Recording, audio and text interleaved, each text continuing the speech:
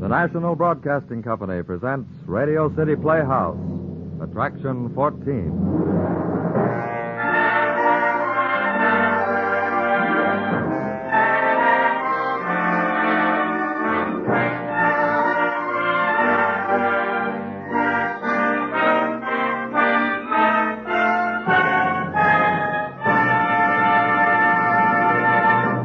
Our play this evening is titled The Promise. It is both written and directed by Harry W. Junkin. Mr. Junkin. Thank you, Bob Warren, and good evening, ladies and gentlemen. It is a great pleasure to welcome you to the second series of half-hour dramas under the Radio City Playhouse banner. The aim of the series is to bring you adult radio fare, plays in the best tradition of the theater, plays that are a little bit removed from the usual pattern of boy meets girl or detective catches crook. To be used on Radio City Playhouse, a script must be a good story, expertly told. The author may be world-famous or completely unknown. Reputation is incidental. We are concerned with ability to write. Now, the same general thinking influences our choice of performers. We don't demand a Hollywood or a Broadway reputation, but we try to insist on a top-quality performance. In other words, we're interested in talent first and fame second, and we believe that you are too. We hope you'll come to regard Radio City Playhouse as one of the really exciting half hours in your radio week. We hope you'll tell us when we're good and rap our knuckles if you ever think we've let you down. Here, then, is our first offering in the new series, Radio City Playhouse, Attraction 14, The Promise.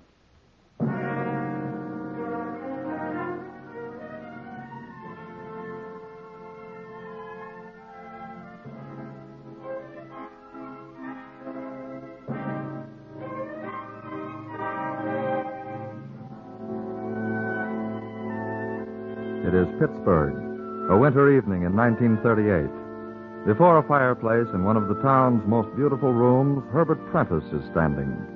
He is in full evening dress and looks like what he is, a very calm, very strong, very big, and very handsome man. He looks up at the clock, checks it with his wristwatch, then stares back into the flames. It is exactly 8 o'clock. Ella, don't tell me you're actually ready on time. Oh, yes, Herbert, I'm ready. I couldn't find my black gloves, or I'd have been ready sooner. Oh. What is it?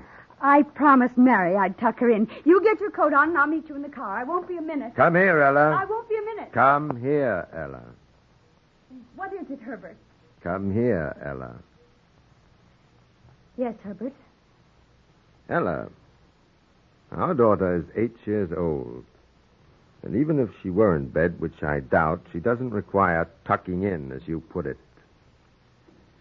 Now, open your cloak. Herbert, Open your cloak, Ella. I know that you're not wearing the white dress. Herbert, please, Open your cloak, Ella. Thank you. Now go upstairs and put on the white dress. Herbert, please, I don't like it. This one is much nicer. Do as I say, Ella. But I hate that dress. You bought it in Paris. You made me buy it in Paris. Herbert, please don't spoil tonight. I've been looking forward to it so much. All week I've been looking forward to it. Ella, you know nothing about clothes. This is a very formal party. You're my wife, Ella, Mrs. Herbert Prentice. Doesn't that mean anything to you? But I don't like that white dress. It makes me feel so... So what? It's indecent. Poor Ella. It is, Herbert. It's too low. It's much too low. I don't like it. It makes me feel awful. Ella, your bosom isn't that interesting. Nobody will look at you with lustful eyes. Now, please, we'll be late. Go upstairs and put on the white dress. Herbert, if you insist on my wearing that dress, Yes? I'll have to stay home. Just as you wish, Ella. I told you yesterday that I wanted you to wear that dress. It's very obviously from Paris, and it's very obviously expensive. I wish you'd do as I say. However, if you won't, I'll tell Mrs. Crandall you've developed a sick headache. Good night, Ella. Ella! Yes? You can't be a little cooperative. You might at least be polite. I said good night. Good night, Herbert.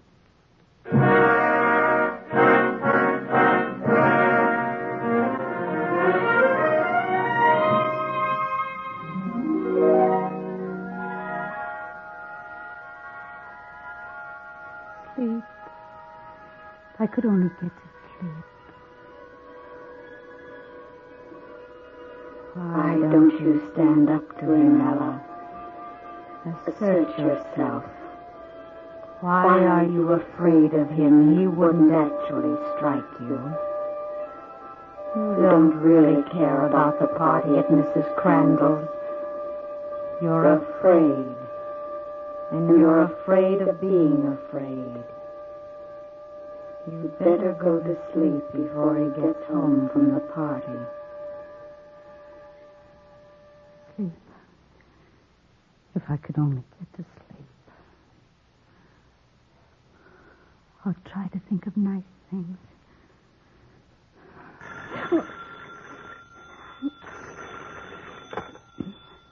Hello? Oh, why, Mrs. Crandall, I'm sorry I couldn't come to your party. I had a headache and I... What? Accident? Herbert? Well, is it serious, Mrs. Crandall? Hospital? Where? Yes, but what hospital? All right, I'll go over right away.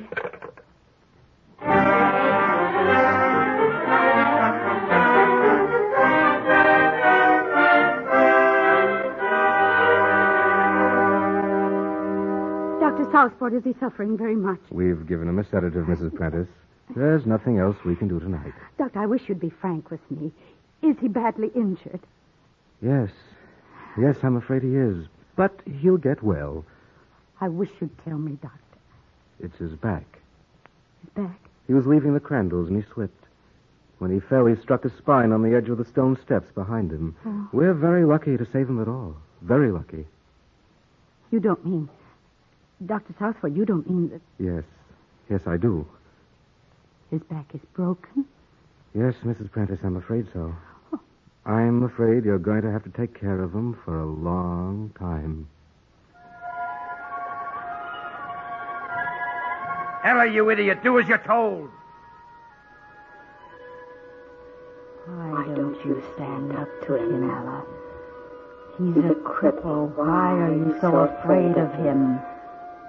For 10 years you've been putting up with his abuse, his cursing, his bad temper. For 10 years he hasn't moved out of that bed, yet you're still afraid of him. Why don't you stand up to him? I will. I will stand up to him. Tomorrow.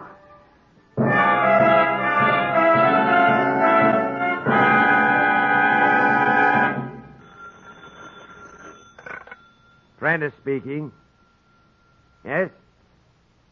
Morris, I told you yesterday that I don't want any excuses. Was it shipped? Now, listen, Morris.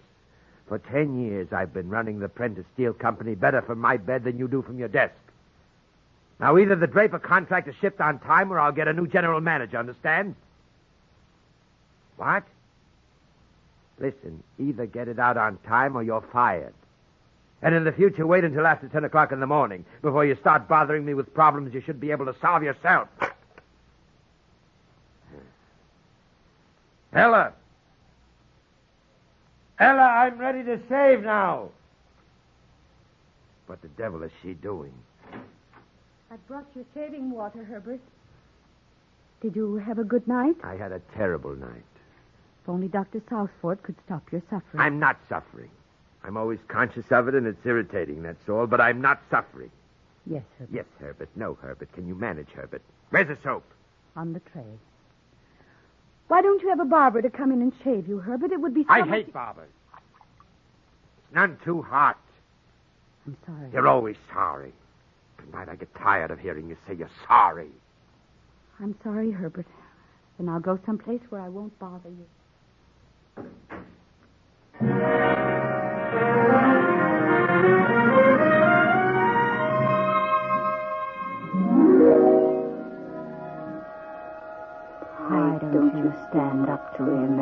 Why do you take it? Why don't you assert yourself? I will. I won't take it anymore. I will assert myself. Yes.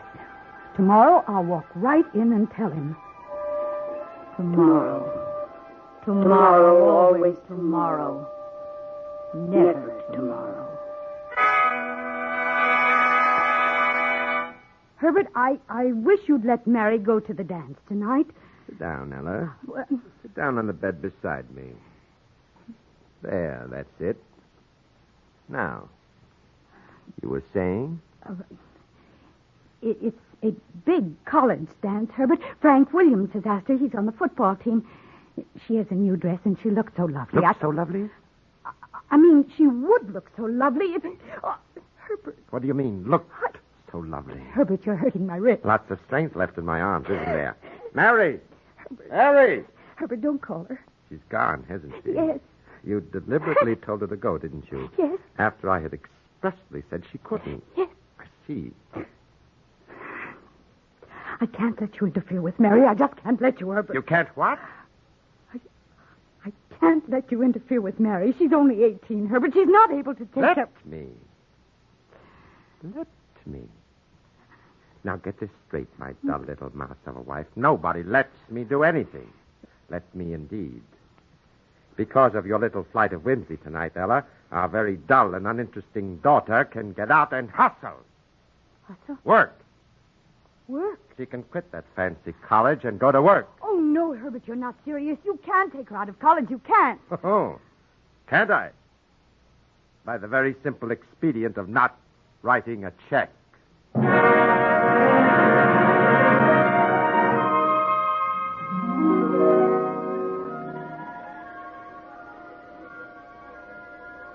Why don't you stand up to him, Ella? Think of Mary, Ella. She's your daughter. Ella, why don't you kill him? No. No, I can't. I just haven't got the nerve.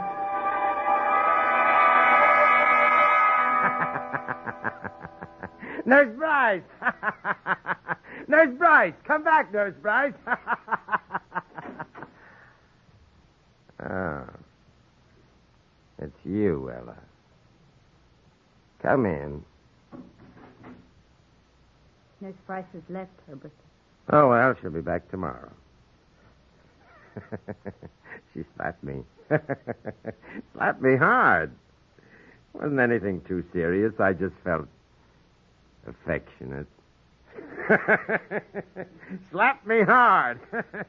Why don't you get mad at me, Ella? Every time I look at you, I wonder how I ever managed to marry you. You're so unendingly dull. Pour me a drink. Of what? A whiskey. Yes,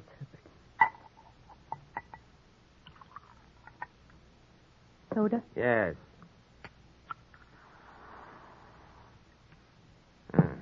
Thank you, my lovely one. Why don't you get drunk sometime, Ella? It might do things for you. I don't like it. I don't like it. What do you like, Ella? You don't read, you don't go out. What do you like, Ella?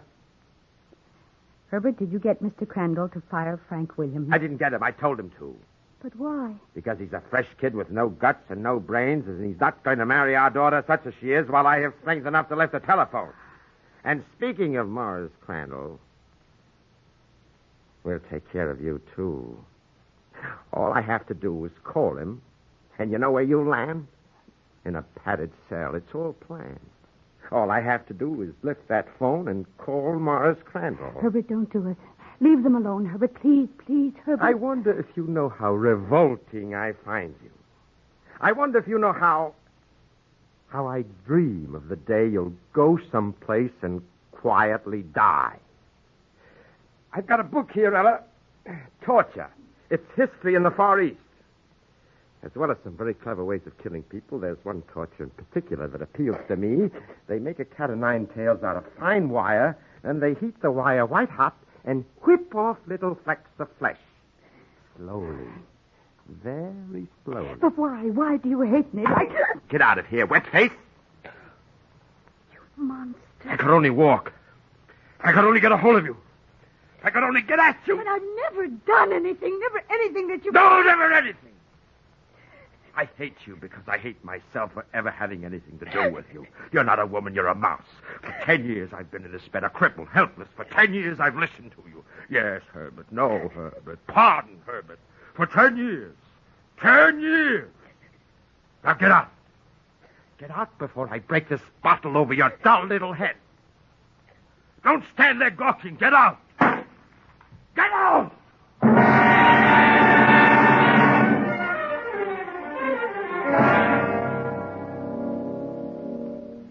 You can't stand it anymore, Ella.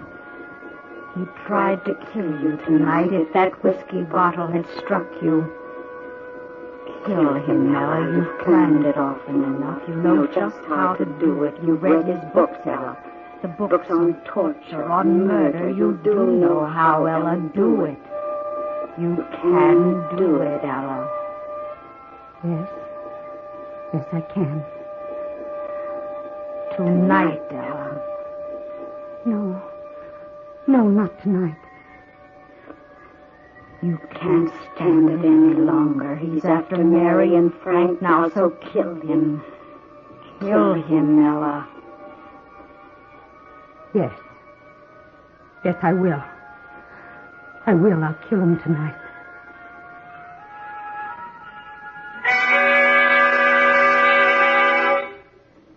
Coco. You've made him Coco every night for 10 years. You know just what to do, Ella. Do it. Take the bottle out of your pocket, Ella. That's it.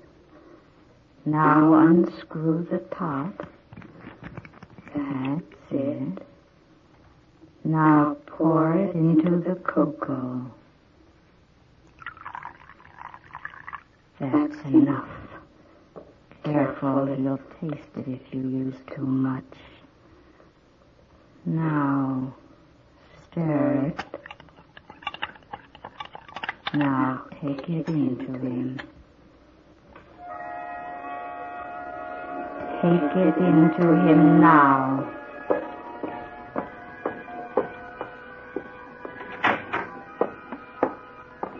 Here's your cocoa, Herbert. Careful, don't spill it. Yeah. Stop shaking, Ella. There he goes. Drinking it. Drinking all of it. There.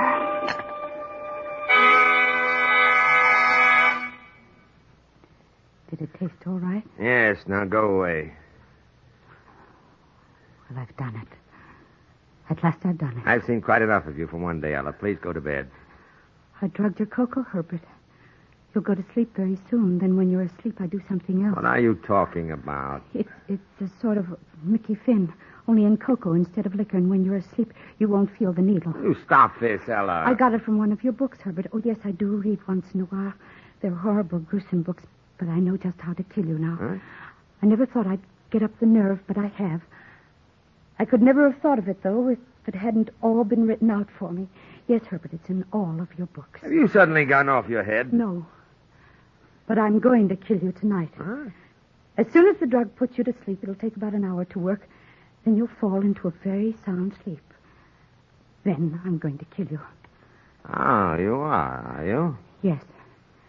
You're very childish, Ella.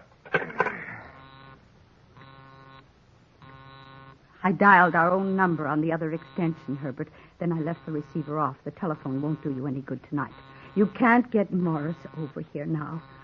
You might just as well hang up. I see. Are you afraid? No. You haven't the nerve. Strange, isn't it? You think I'm so timid. I am, really. But tonight I feel so strong. After you're very sound asleep, Herbert, I do just what I do when I give you a hypo. I stick the needle into a vein, and then I just pump.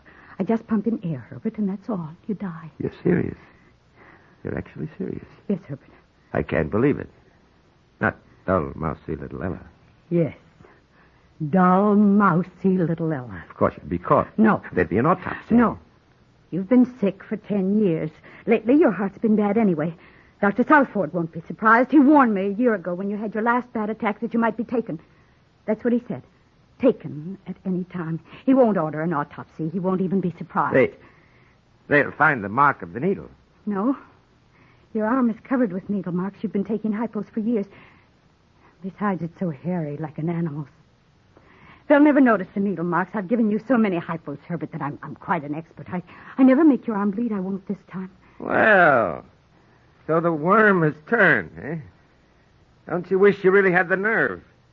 You know that you haven't, don't you? You haven't the nerve. Haven't I? No.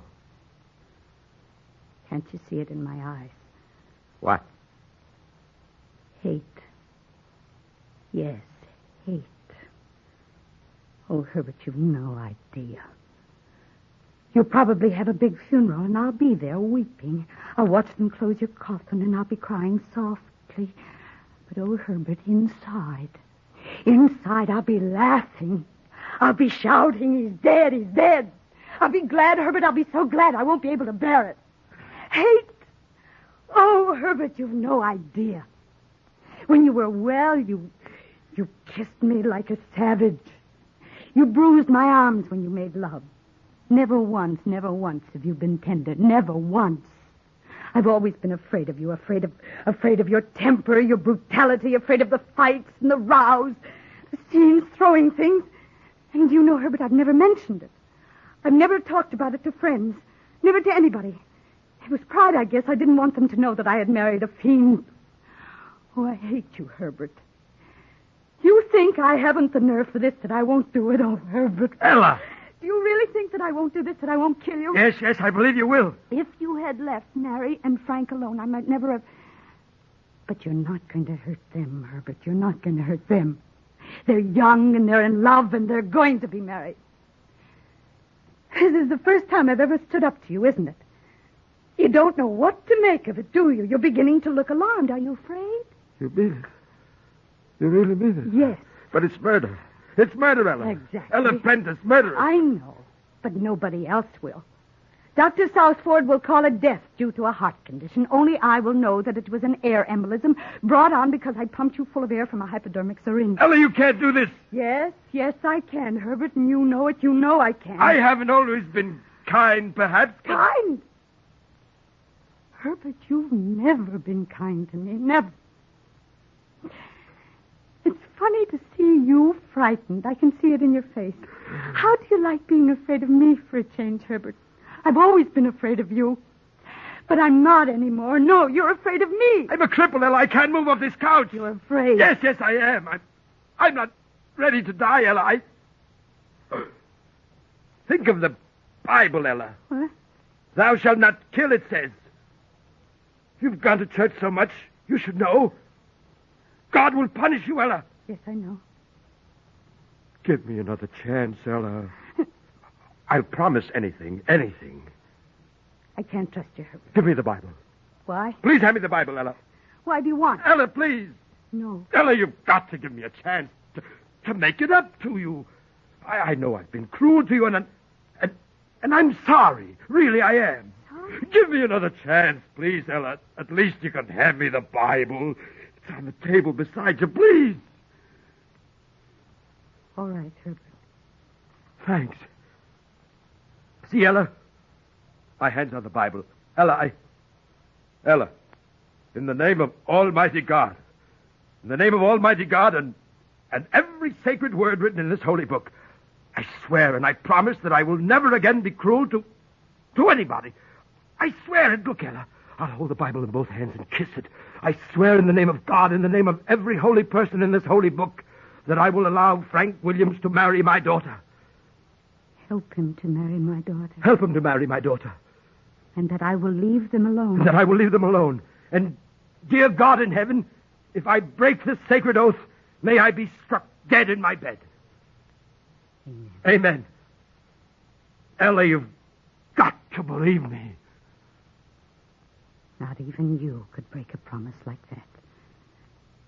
Yes, Herbert, I believe you. Then you won't... No. No, I won't kill you. Oh. You won't be sorry, Ella. I believe you, Herbert. I can't imagine anyone breaking a promise like that. Trust me, Ella. Please trust me. Good night, Herbert. You'll sleep for a long time on account of the drug. I'll see you in the morning, huh? All right. Oh, Ella. Yes? Would you put the extension receiver back on the hook, please? All right, Herbert. Oh. I think she fell for it.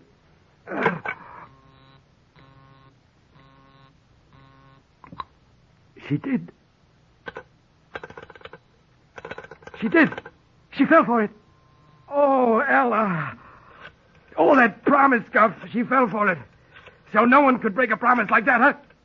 Ella, my girl, it'll be broken as soon as Morris answers this telephone. He'll come over here, and between us, we'll put you away for good. Hello. Oh, my heart. Oh. No, I didn't mean it. God, I didn't mean it. Please, no. No. Hello? Hello?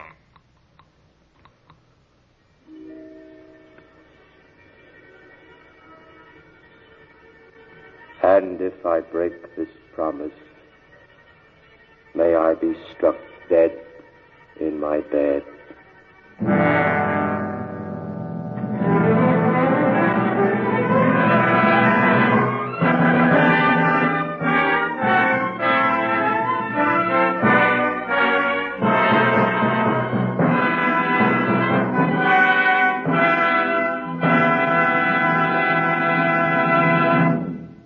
You have just heard The Promise, Attraction 14 on Radio City Playhouse, as written and directed by Harry W. Junkin.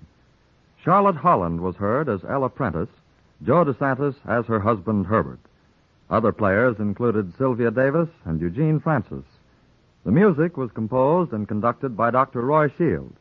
Radio City Playhouse is supervised for the National Broadcasting Company by Richard P. McDonough.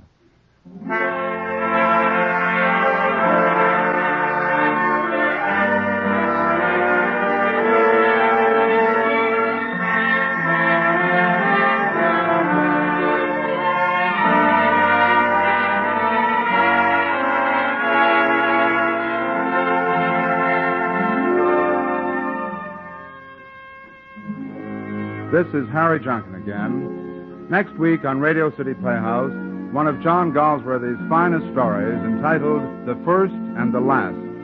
It is the story of two brothers bound together by blood, but widely separated by inclination. It's an exciting story. We're sure you'll enjoy it, so please be with us. Good night, everybody.